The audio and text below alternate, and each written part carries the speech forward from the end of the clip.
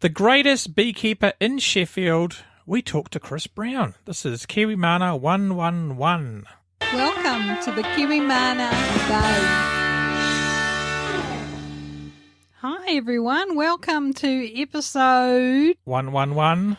And in New Zealand, that's an emergency call number, isn't it? Yes, it's like 9/11 in America, isn't it? So don't call it when you hear the podcast, guys. Anyway, emergencies aside, we're going to Britmana. Yes, Britmana, otherwise known as Sheffield. This week we talked to Chris Brown. And this is episode 111, as we talked about, of our beekeeping podcast. And welcome to the Britmana Buzz. I'm Gary. And I'm Margaret. And we are beekeepers from the hills of the Waitaki Ranges in West Auckland, New Zealand. And our podcast is about beekeeping, gardening, sometimes a few political things to do with the beekeeping and the environment. Absolutely. And we often go off on tangents. And we're coming up to spring. Yay! And this week we'd like to thank Lisa Morrissey. She's been supporting the Britmana Buzz for over 8 months. Yay! Thanks, Lisa. Yeah, thanks, Lisa. It's awesome support. The other thing, Lisa was the winner of the Hive Tracks too, which was a fantastic thing to get, and she's loving it. Loving the Hive Tracks. Thanks for your support, Lisa, of the Hive Tracks and the Britmana Buzz. If you value what we do, please consider supporting us on kiwi.bz/banana. This interview was recorded in October 2016, and at that time, Chris and Laura didn't have Jasper, but now Jasper's around. Oh, and he's such a little cutie. He is, their new baby, and he's into beekeeping already. We'll put some photos on the show notes for that. Awesome. And the show notes for this podcast are kiwi.bz/Sheffield Rocks. Yay! Sheffield rocks. Apparently it does. If you listen to the interview, Chris tells me it does. Awesome. Well, thanks for listening to our show, guys. We know that life is busy for you, and we always appreciate you taking time to come and join us and be part of this whole Britmana Buzz. Chris was born in Kiwi Nirvana land, but now lives in Sheffield, England, officially Europe's greenest city. With his lovely wife Laura and Jasper, Chris has been beekeeping now for 3 years at Britmana HQ. And we met Chris and Laura, didn't we, when they came to New Zealand? Yeah, they came to visit us and they drove their big camper van and stayed one night. And, yeah, we spent some time with them and it was just lovely. Lovely to meet them, and we were very honoured that they actually took time out to come and see us. So that was fantastic. Yes, unfortunately they couldn't get their camper van down our drive. It was a bit hairy, so they had to stay on the top of the road. But they liked it, didn't they? Yeah, and they spent their honeymoon here in New Zealand. So I think that, yeah, his heart is still here. I think so. And as we said before, their son Jasper, we talk about that in the show, was born in January 2017, so welcome to the world, Jasper. And Chris now only makes him work in the apiaries in the weekends.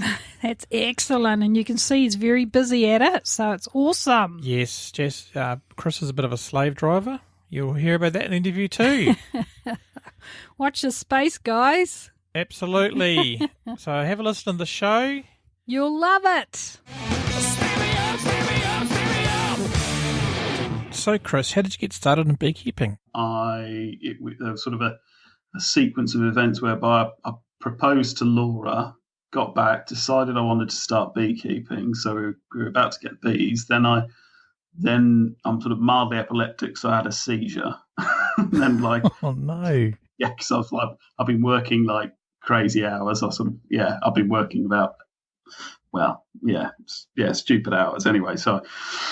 So one of the first sort of things Laura had to do as my sort of chauffeur was go and pick up a sort of I think you call them packages in New Zealand, don't you, or whatever? But we call them nukes, so not nucleus. Yeah, we call them nukes. Yeah. Oh, okay. No, it's American. They call them packages, isn't it? Yeah. So or whatever. Anyway, So I had to go and pick up this nucleus of bees and drive them to the allotment. Wow, that's true love, man. Yeah. She's a keeper.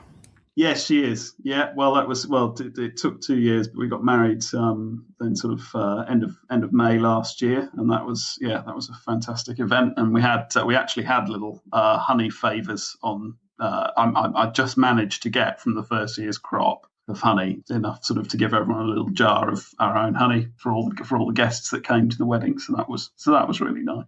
Yeah, that's awesome.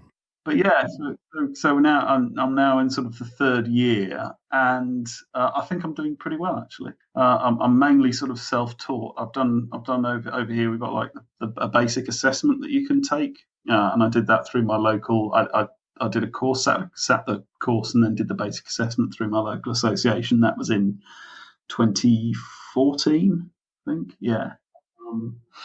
So it's like every year been a different adventure, really. It's the first year. You're just sort of, I'm going to become a father in 3 months, and maybe it's sort of a little bit like that with your nucleus colony. It's just like you're sort of coaxing it through its first winter because that's all you've got, and it's not, it's not like you're sort of a commercial setup with 500 hives like our local sort of bee farmer in the Sheffield region's got. That's your only set of bees, and if you lose them, it's back to the drawing board for another year. So, but yeah, they made it through. They made it through really well, and there was, there's always some sort of scrapes along the way, but plenty of swarms and things like that. Oh, cool! Oh, congratulations on the new baby. Thank you very much. Yes, thanks. Yeah, it's due on the 2nd of January, so that's sort of scuppered Christmas Day and New Year's celebrations. But yeah, well, it'll be a different kind of celebration, won't it? It will. Yeah, it'll be good. She'll be old enough to help you out when the season starts. Oh, right. Yeah, fair enough. Yeah, no, it's a he. It's a he. It is a he. Oh, okay. Yeah. He will be. That's good. That's good. Yeah. Oh, that's awesome, man. We think it's a he. They weren't. They don't ever confirm it 100% when you go for the check, because they sort of let you look at the image on the screen and make up your own mind almost. So anyway. Oh, that's awesome. I hope that all goes well. And so, does Laura get involved in the beekeeping anymore since she moved those nukes for you? She has. On one of our first dates, we were in a pub garden, and she had a pint of cider, and this wasp sort of flew past, and she sort of went to swat it out the way, and this pint of cider went flying because she just ate flying insects, Yeah. So, I thought, yeah, great beekeeping. That's a brilliant hobby to take up when your fiance hates flying insects. But actually, she's really she does that brilliant thing of sort of looking at me when I'm about to do something really stupid and going, I think he's going to need some help here. I better put on a bee suit. But then sort of standing back and letting me mostly sort of feel like I'm running the show, for the rest of the time. No, so she's like that sort of. She provides a good sort of sanity check, and but like the day after we got back from our wedding, the bees had swarmed onto a different part of the allotment because we were at the wedding, and it was like the 1 week where we were like away, and I couldn't check them, and of course they decided to swarm. So like the day after we got married, they swarmed. They hung around in the same place for like 2 days, and we were getting messages from our allotment group on Facebook saying, "Here are your bees, come and get them." So like 2 days after married, Laura's putting on a bee suit and sort of running underneath this huge swarm of bees. So yeah, fair to say she's come on a bit since these. Yeah, that's awesome.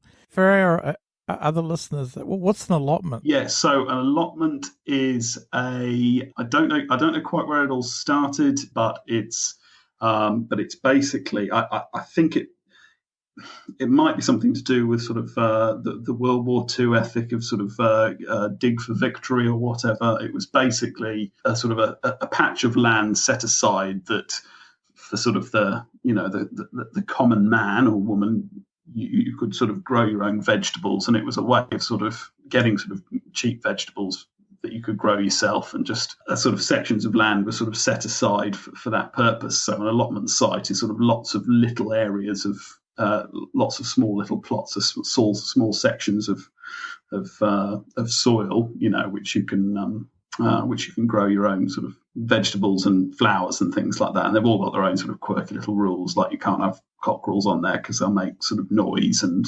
you can't have any more than 6 hens and things like that. But ours is apparently it's one of the largest allotment sites in Europe, and the sites on ours are they're sort of quite private, bordered with hedges and things like that. So it means I can keep, a number of hives on it, and you need to apply. So to get permission to keep hives on mine, I needed to get the permission of all my neighbours. I needed public liability insurance. I needed permission from the local council. I needed permission from the allotment society, and I needed proof of experience in beekeeping. So it was like they really don't want you to keep bees, I guess. But yeah, I sort of made it through all of those hurdles, and but yeah, allotment. I think it's a fairly common theme across Europe, but I don't think the States has it, and I don't think you've got it in New Zealand, have you? Things like that. I don't think so. No. It's kind of like a communal garden, isn't it? In America, I suppose they'd call it like a communal garden. Yeah. Yeah. So it's like a shared bit of land where everyone reserve a space or something. Yeah, that's right. Yeah. But you've got your own sort of definite plot, and if you don't keep it tended, then you get sort of a notice to evict, and then you get sort of kicked off if you really don't. If you've let it go to seed. Yeah, and it's usually sort of a collection of weird and wonderful, and the rent's usually incredibly cheap. Like, some places sort of pay about £2 a year. I mean, literally that cheap for it. We pay sort of substantially more because Sheffield City Council had to sort of bump up the rent. So, but even ours is I think amongst the most expensive in the country, and ours is £150 for the year, and that's for about 250 square meters. So that's pretty good. Yeah, and that's got a shed and a greenhouse and all this kind of stuff on it. So what do you grow on there besides bees? We grow. Well, we've got a vine in the greenhouse. So we had. I mean, it was fairly sort of nasty, but the toasting wine at the wedding was from that grapevine, from sort of the well-known wine growing region of South Yorkshire. Well renowned, isn't it? Yeah, that's right. That's right. Yeah.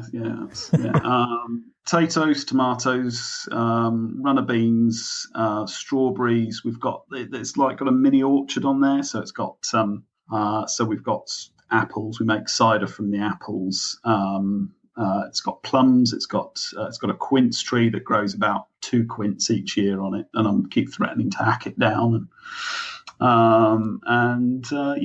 Just lots of different. But it's huge. So sort of whatever we want to have a go at, really. We grew all of the flowers for the wedding on that as well. That's awesome. That's fantastic. Yeah. It's a real sort of getaway and escape from the it's from sort of all the busyness around Sheffield, and once you walk through the gates, it's just there's a very sort of real sense of relaxing once you walk into this site. It's it's really nice. I really like it. It sounds like a great experience here, Chris. Yeah. So how was it winning the Best Honey in Sheffield award? How did that feel? Well, Gary, I mean, as you know, it wouldn't have been possible without the Britmana hive tool. First of all, I have to thank you for that. We didn't pay Chris to say that, everyone.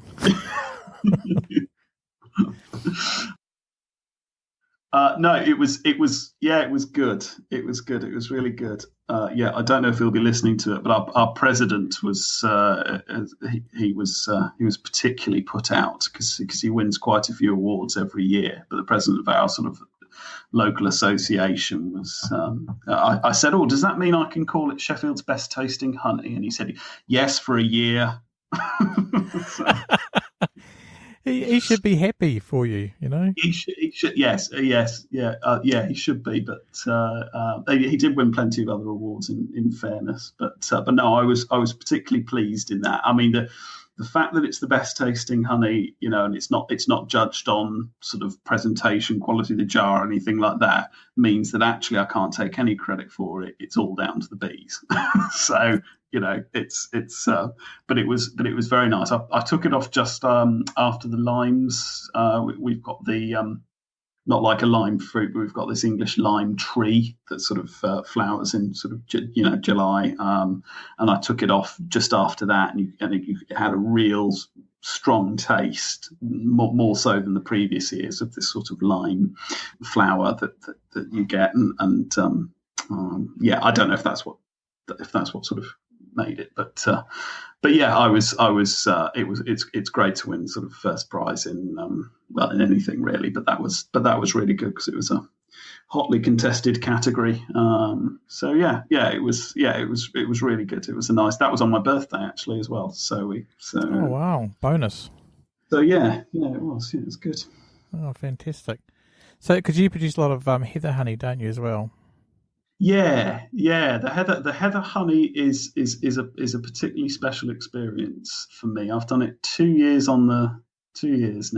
Was very lucky. We have a little sort of city farm which has got it's quite quaint, just over the road. It's got sort of goats and sheep and things like that. It's a fairly small area, but one of the people who works with that has also got a field up sort of on the edge of the Peak District, which is a national park in England, and one of the things that's very prominent in the Peak District is heather. So we're very lucky in the same way. Sort of in New Zealand, you've got manuka and things like that. We can essentially produce a monofloral honey, and it does attract a premium, where it sells in the UK. So. One of the most special experiences for me in beekeeping was last year when I took the bees to the heather for the first time, because I'd got the keys to the gate from Sarah, the lady who works with the farm, and because she got this field up next to the Peak District, and it was like, right, okay, so I've got 2 hives that I'm going to take up to the heather, and it was I'd selected them because they have to be nice and strong, because it's sort of at the end of the year. They talk about the glorious 4th, I think, here, which is the sort of the start of the shooting season. It's about that time where you it might be the glorious 12th, I can't remember, but it's when you sort of generally take your bees up to the heather at about the same time, because that's when it starts flowering. So I sort of turned up at the allotment, and it's sort of in sort of the gathering dusk in the evening to sort of to shut the hive up and take it straight up to the heather. And it was sort of all going fine, and I was sort of walking with this hive across the allotment, and it was fairly heavy though, because it's sort of full of bees, and I hadn't got anything to sort of transport it, so I was carrying it.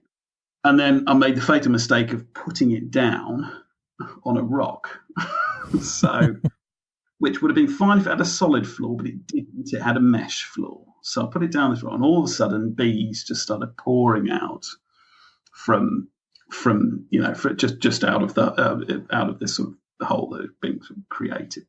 And it was, so I'd sort of back off and wait for them to settle down and then go back to it. And it was one of those moments where I was halfway across the allotment, and I thought, do I just abandon the whole thing, take them back? But I thought, no, got to persist. So you're halfway across, so you might as well finish the job. So got them into the back of the car, and then it was about a 20-minute drive to take them up and get them into the field. And it was one of those moments whereby you sort of turned up in the field, and there wasn't a breath of wind, and there wasn't a cloud in the sky. And I put the bees down, and and then I opened it up, and they weren't too sort of fed up actually. So there's the odd bee sort of flying about a bit sort of grumpy, but it was in this field, and it sort of overlooks Sheffield.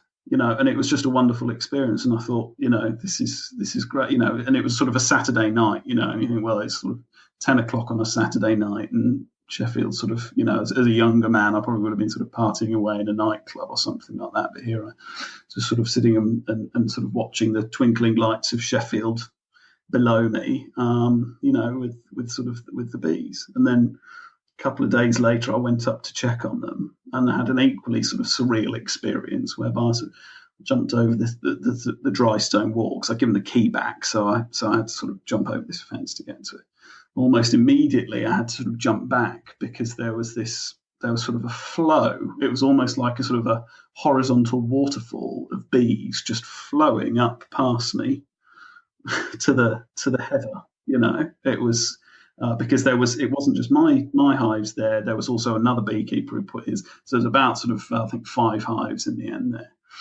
And it's very difficult to describe it. It was just seeing all these bees just whipping past, flying up to the heather, and and I just thought this is an experience that that very, very few people get to have, and I count myself very, very lucky in that. And that was the moment that all the stings and everything kind of sort of you kind of thought this is kind of the reward for all of that. So yeah, I'm very grateful for that.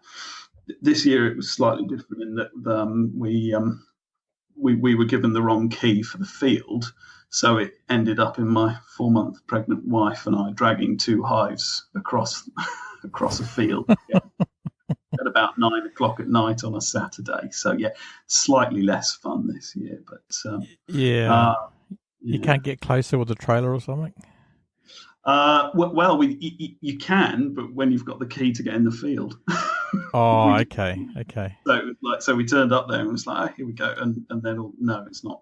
No. So you made Laura, who was 4 months pregnant, drag hives across a field. Yeah. She's a tough old girl. She's fun. Well, it was fine until about halfway across when one of them, the entrance block knocked.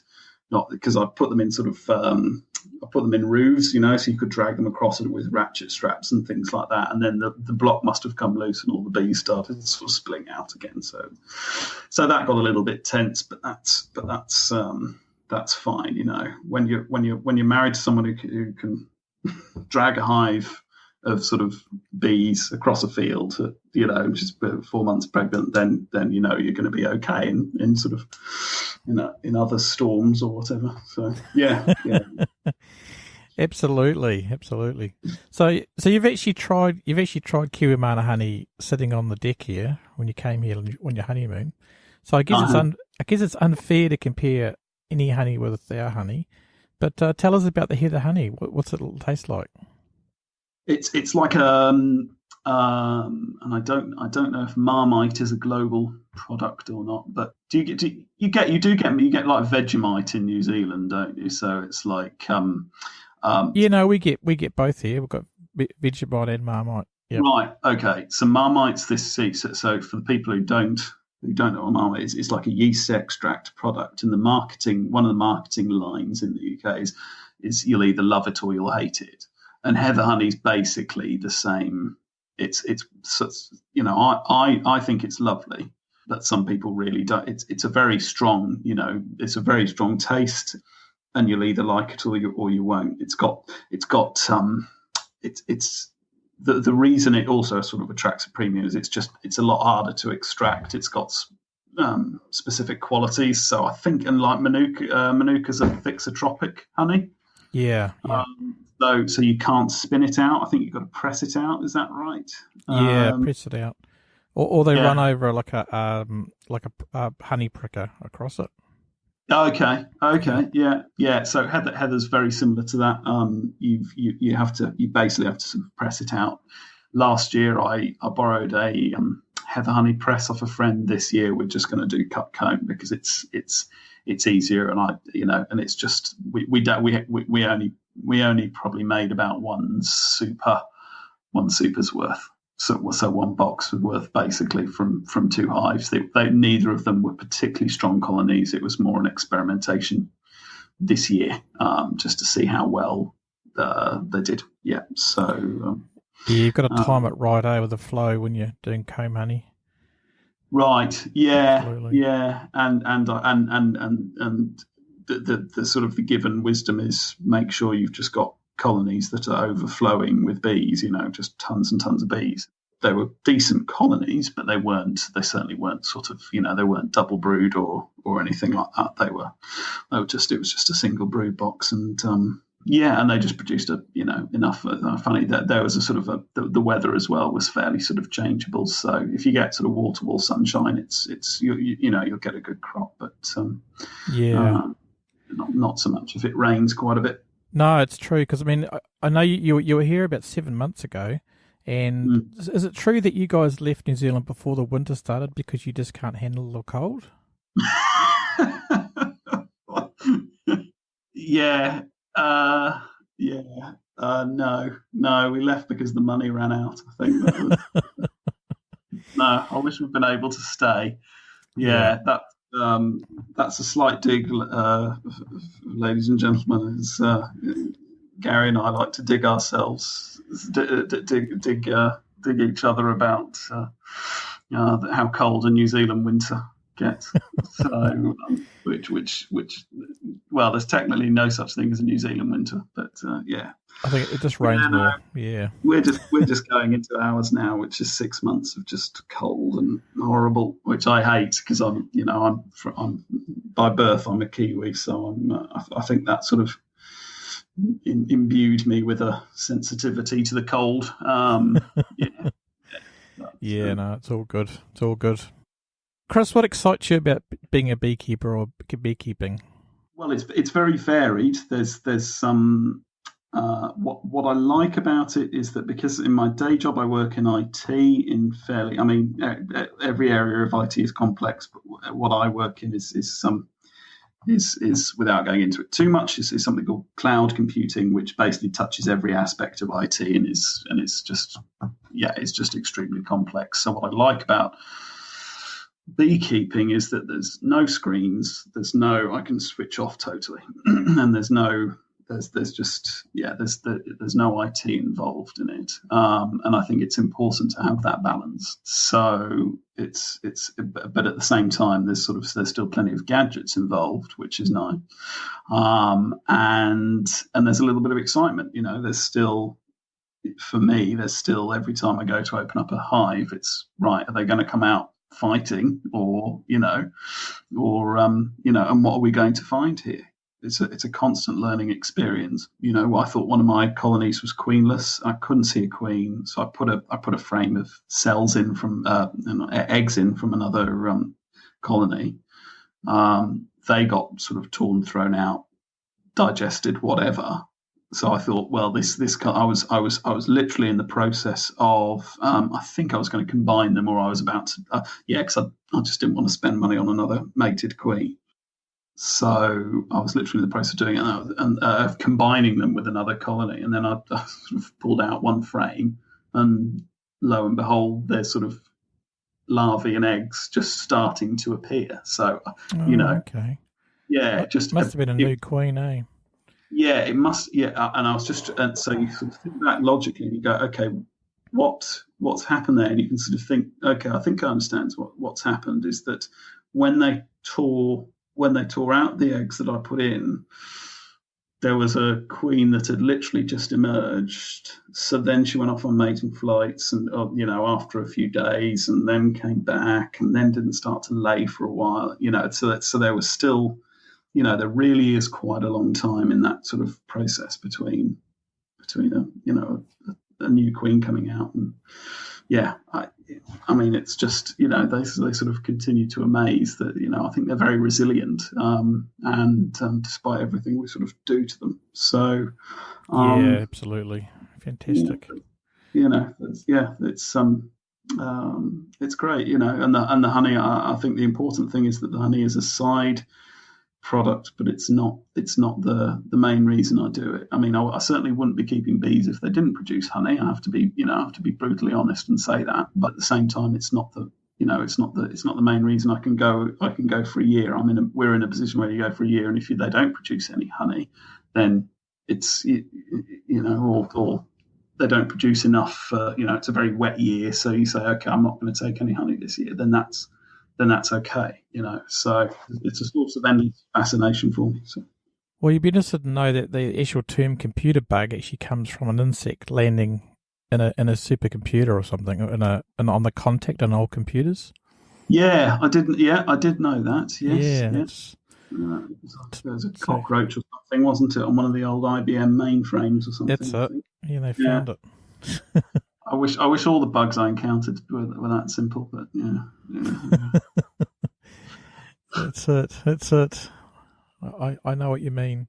What was your first book you bought about beekeeping, or what do you recommend is the best resource for a beginner to start with beekeeping? I don't remember. I mean, I am mostly I did the course, but if I'm honest, I didn't get a huge amount from it because I'm not someone who learns very well by someone sort of sitting up and talking at me. I find it quite hard to sort of digest information like that. There's no one book that stands out for me as saying, "Oh, this is a book that you must get." I think early on I found the online forums extremely helpful. I haven't used one in a couple of years now. I think I'm fine with my sort of knowledge so far and where I am. I mean, if I need to find something out, then yeah, occasionally I'll refer to a book. But really, I mean, it's just mostly now, I think it's just sort of common sense, not panicking, thinking through the problem. Yeah, I mean, if I was starting out again, I'm brutally honest, I'd probably just go on Amazon, see what everyone else was being recommended, see what was getting the 5-star reviews on Amazon and get a couple of those, secondhand or whatever. I think that's generally my sort of approach. But yeah, no one book stands out for me. I got the Bees at the Bottom of the Garden by Alan Campion, I think it is. I think that's quite dated now. You mentioned before you're involved in the Sheffield Bee Association. How did that help you? Yeah, just sort of socially, it helped me, get talking to other beekeepers. I managed the website for them in a very loose sort of sense. Someone else built it, and then when they sort of headed off to do their own thing, I took on sort of the basic maintenance of it, but don't do an awful lot. I sat on the committee for a year, but I haven't kept that going because I like to do the theory and not sort of the practical stuff, really. There was a few good talks at the meetings that I went to. I don't really go to those anymore. They do tend to run on sort of quite late, and a lot of the time just conflict with my work stuff. So my involvement with them, it's sort of quite limited. And I noticed quite interestingly that Hillary, the girl next door, Honey, she was I don't know, she put something on their Instagram or something about how well do you get on with your local association or something. Oh yeah, that's a good article. Yeah, which I thought was really, because I'm a big fan of her, and I think she's absolutely spot on with her approach, and and maybe asking some of the questions that everyone would want to ask, but some are perhaps too afraid to, and it's like, I think we have to be brutally honest and say that some beekeeping associations are, and it's similar across a lot of disciplines, is that they're run by, a load of it's the old boys club, and it can be a little bit off-putting. I remember when we talked to her and she was saying that, they weren't very too keen on hearing about the fact she was trying to do treatment free, and they were all saying, oh, right, no, you've got to do this. Yeah. So they kind of have their biases in any kind of club. So you just got to watch out when you go to clubs. Yeah, well, this is going to be my first year doing treatment free as well. I'm on the swarm collectors list for the region. So I started off the year with 1 colony. I've now got 5. So my intention is to sort of say, okay, because I think treatment free is, it's just my personal opinion, and it's not being backed up by anyone else. And I certainly don't speak on behalf of the Sheffield Beekeepers Association when I say it, but I think, to clarify, I think treatment-free beekeeping is we need to look at doing it, because I think keeping the bees on their sort of various chemical crutches is not something that's going to be a good thing long term. There's more, we're quite lucky in the UK that we don't have small hive beetle, and we don't. We actually this week had the first Asian hornet outbreak. But really, at the moment, that's not a widespread problem. I think it will become fairly widespread, over the next few years. But so I think, and I think when you look at things like the Asian honeybee, which has developed, defences against both Varroa and the Asian hornet, I think, whatever we can do to sort of accelerate the European honeybee sort of developing those same responses is a good thing. And I don't pretend to have all the answers, but I think treatment-free beekeeping and letting the bees develop their own responses rather than us providing sort of chemical ones is an area that I'd like to investigate more. And that's what I'm hoping to do with sort of the swarm collections that I'll be doing, because it'll be sort of a large gene pool from around sort of South Yorkshire. So hopefully the best will survive, and we'll just have to see how it goes. Yeah, absolutely. Do you have any other people in the area that do follow the same principles?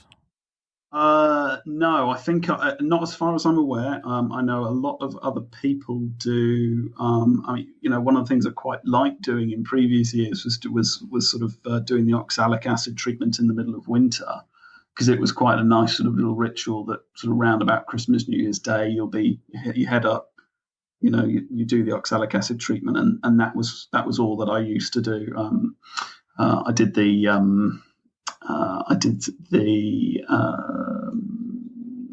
what is it in the autumn treatment, the thymol treatments like Epilifar or something like that.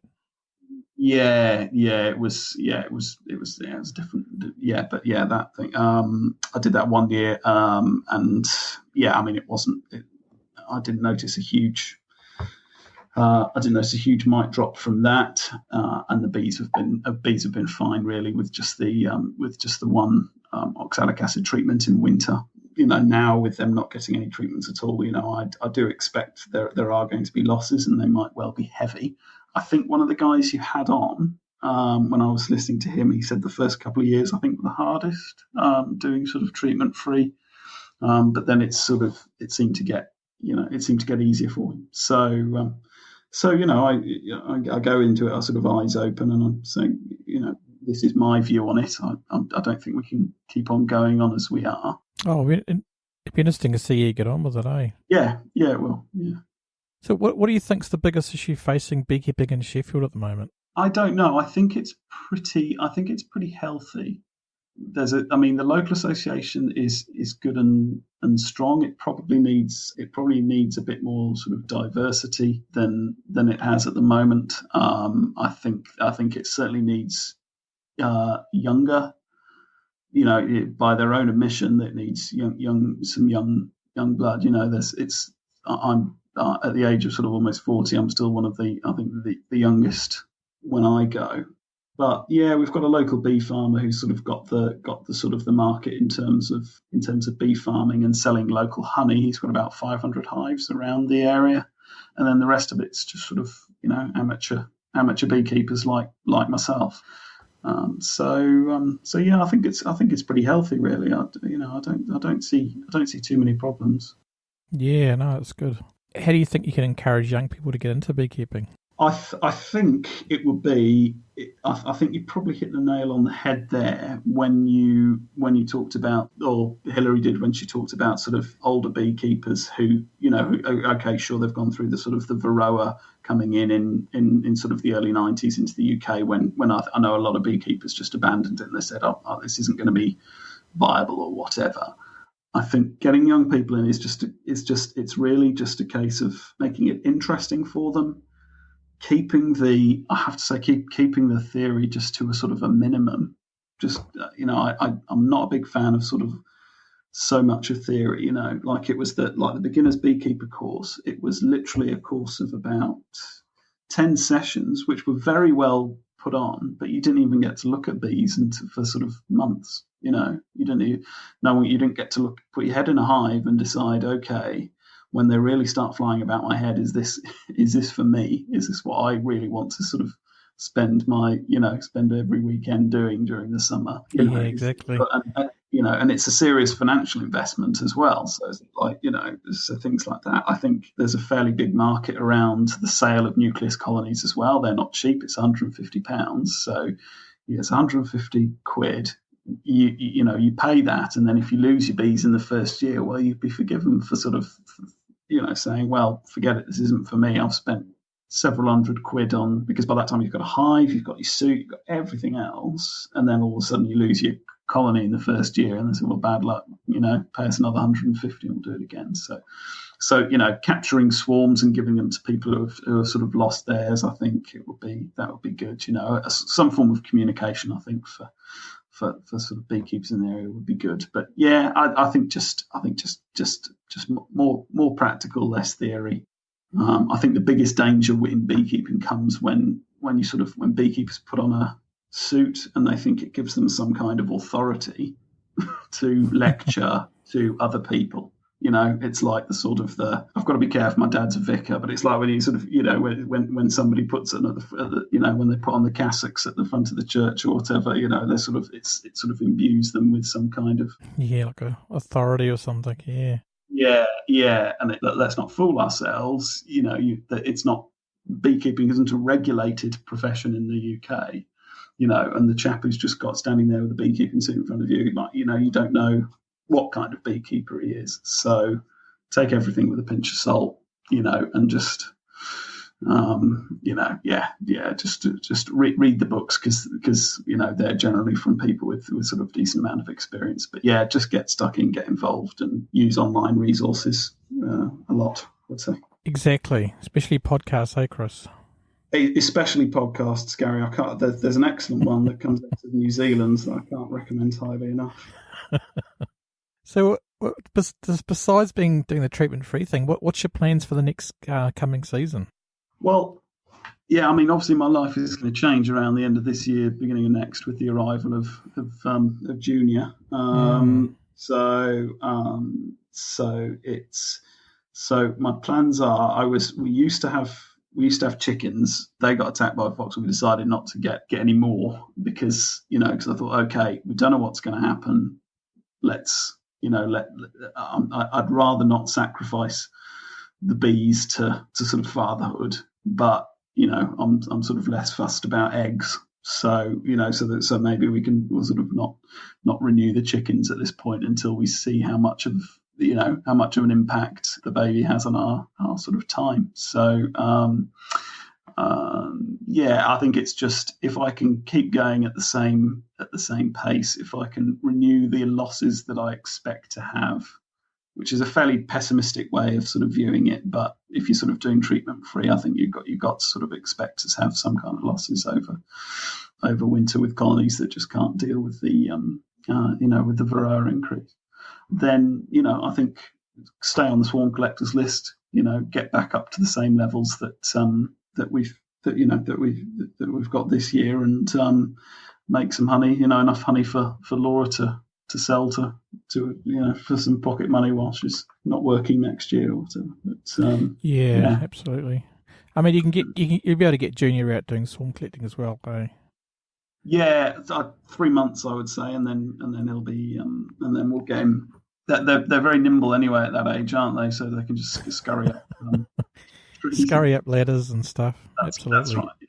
Yeah. I mean, maybe in a year's time they could, you can start getting him to move hives across fields and stuff. Stuff like that. It'll be fine. So when are you guys moving to New Zealand then? Meaning to talk to you about that, Gary. You've got plenty of space, haven't you? You've got some spare rooms. It's a great place to bring up. I grew up there, for a number of years, and I think it's a great place to bring up kids. So we had a lovely honeymoon there in February, which the highlight, of course, was seeing Kiwimana HQ, Kiwimana Nirvana, at the end of it, just before we flew out. So yeah, that was good. But you got to see all the pulleys behind the curtain, didn't you? You knock it, but it was exactly like it was a rustic apiary in all its Kiwi charm, and I loved it, and it was lovely to meet you and Margaret. Finally put faces to the voices, and it was great. It was great. No, it was great to meet you guys too. It was awesome. Thanks. So what's the best way for listeners to get in touch with you? Would they want to? Of course they would. This man orders his wife to drag beehives across the fields. They're pregnancy, and Well, people might need tips on how to convince their wives to do things like that. So. Oh, okay. They're more than welcome to. It's the Instagram is Snack Lifter, which is a really nice beer that they make over here in the UK. And then Twitter is On the Fiddle. Yeah. Well, what we'll do is we'll include those in the show notes, which will be kiwi.bz/Chris. So if you guys want to follow Chris and see his adventures in honey and operating a slave operation, we'll do that. That's not a very imaginative go link, Gary, actually. What? What, the Can Chris you do a one? better one than that, please? kiwi.bz/Chris. Well, what should we make it then? Okay. kiwi.bz/ I don't know. I don't know. You put me on the spot now. Fair enough. Okay. I'm a critic, but I can't come up with the goods when I'm challenged. Yeah. No. If you're gonna criticize something, Chris, you've always got to come up with an alternative. Okay. How about Sheffield Rocks? Sheffield Rocks. Yeah. Okay. Okay. So that'll be kiwi.bz/Sheffield Rocks. That's it. Does it really rock? It does. It's the best city in the UK. Well, it's officially Europe's greenest city, apparently. Yeah. And coolest city. You mean cool as in -15? in about a month for about 6 months. Yeah. Yeah. Great. Well, the upside to that is, and I'll be lying if I didn't say that, after a busy beekeeping year, it's nice to have a few months of off where you can put your feet up and and just watch the fire crackle away and sip beer and that's all good. But yeah, that is good. It's good it's always good to have a break, between the seasons. It is, yeah. So how long is your season there anyway? Is it a few months, or how long is it? It starts in March, and then really, so tomorrow it's only going to be about 14 degrees here. And that's in full sun tomorrow. So yeah, it's March to sort of beginning of October. That the ivy's just finished flowering, and that's the last big nationwide crop that we get really in the UK for bees. So once that's done, it's a case of I think the only unforgivable sin in beekeeping is probably allowing your bees to starve. So yeah, I think that's, if you let your bees starve, then that's pretty poor show, really. So yeah, that's sort of my main target for the winter, really, is just to make sure they've always got enough food. So yeah, so it's about now, really. They're sort of start wintering them down. Yeah. Oh, cool. Oh, well, thanks so much for coming on the show, Chris. It's been great to talk to you. That's my pleasure, Gary. Thanks very much for interviewing me. It's been lovely. Yeah, well, thanks, Chris. It's been awesome. And so thanks, everyone, for listening. And the show notes for this show will be kiwi.bz/Sheffield Rocks. Thanks a lot.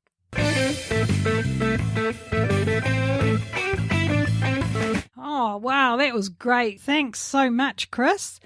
And yeah, you guys will just love that. Yes, thanks, Chris. That's an awesome interview, and we appreciate you coming on the Britmana Buzz. Yeah, and it's great to see these little allotments bringing so much to communities over there. So I know it's been something that's been going on for a long time, but yeah, Sheffield rocks!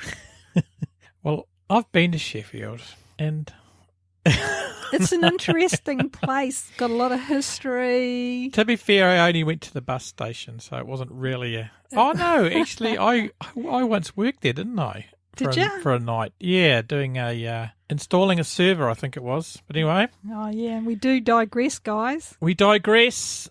The computer rooms in Sheffield are okay. They're very cool.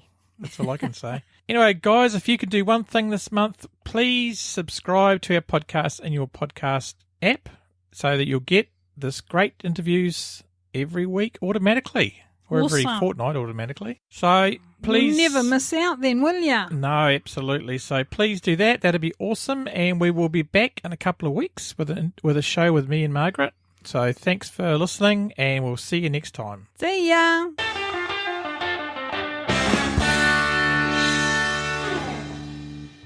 Banana. Kiwi. See, you're rusty. Gary, don't say stuff like that.